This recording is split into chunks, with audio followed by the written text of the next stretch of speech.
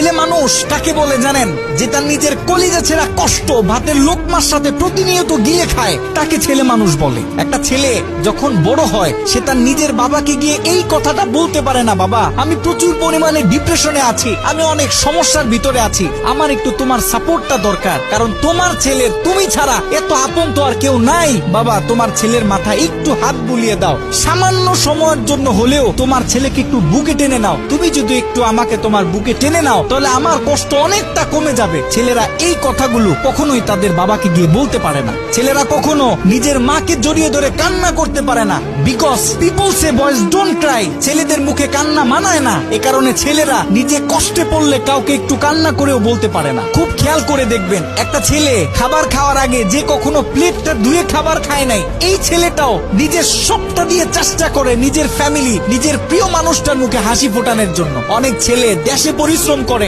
অনেক ছেলে প্রবাসে বছরের পর বছর নিজের ফ্যামিলি, নিজের প্রিয় মানুষের মুখে হাসি ফোটানোর জন্য পড়ে থাকে। দিন শেষে ছেলেদের মুখে হাসি ফোটানোর মতো কাউকে পাওয়া যায় না। আমি মনে করি boys are the best actor in the world. এই পৃথিবীতে ছেলেরা হচ্ছে সব থেকে বড় অভিনেতা, কারণ ছেলেরা নিজেদের বুকে হাজারো লক্ষ কষ্ট পুঁতে রেখেও মুখে হাসি নিয়ে চলে, কারণ সে জানে আজকে আমি যদি ভেঙে পড়ি তাহলে আমার পুরো ফ্যামিলিটা অস্তিত্বহীন হয়ে যাবে।